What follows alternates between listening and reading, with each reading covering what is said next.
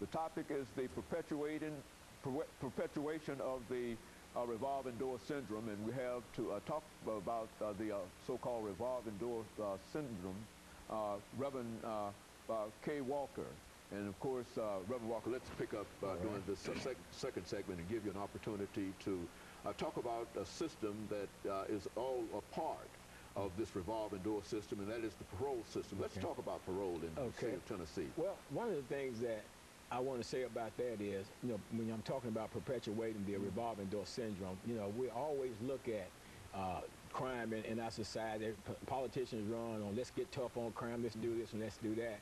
But I don't believe people really look at Dr. Haney, why do we have this revolving door syndrome? Why is the recidivism rates the way that they are? And why is the truth not being told concerning the recidivism rate when in reality the most people that do in actuality reoffend and come back into the prison, over 50% of those people are go back on technical violation. That means they don't go back with new charges. They go back because they failed to meet up with some of the conditions of their parole.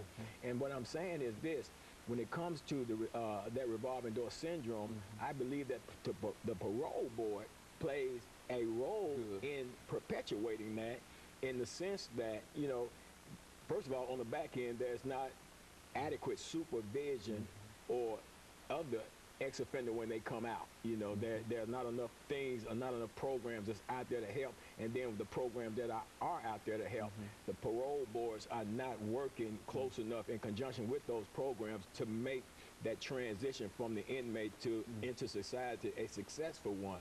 And then on the other side, coming out the door when they meet the parole board. Now you take, for example, you take inmates, and Dr. Haney, I have sat on parole boards, man, for the last 10 years or so. Let me interrupt. But parole, when you talk about parole board, are we talking about several boards, or is that just one general board for the entire state of Tennessee? It's one board for the entire state, for the state of Tennessee, and they go to the various institutions. I think it's a total of 7 parole board members. In most cases, they will send out a hearing officer who would hear the case and then make a recommendation as to whether they would recommend parole or deny parole. Then it'll go in for, they had to have at least, I think, 4 votes in order to come out or be declined. And what happens is, in the parole process, an individual will go in, and mind you, the purpose of incarceration is for punishment and rehabilitation. An individual will go before this parole board, and I think it's good to know, what their mindset is in regards to the crimes that they committed, bringing them into the system. But at the same time, okay, if you take an individual that's been incarcerated on a charge for, he's been in there for 15 years. Okay, well, 15 years, that's punishment in prison. If you're in prison for 15 years, you're punished, okay? Now, what needs to be looked at is, what has that person done during that 15-year period of time? Have they involved themselves in the various programs? Have they gotten their GED? Have they picked up a skill or a trade or anything like that? And why not look at that, what they've done while they're in there, to be a determining factor as to whether or not this individual should be released? But more times than not, Dr. Haney, what's happened is, you got a parole board that's acting like they're the judges in there, and they're actually going in here pretty much retrying the charge.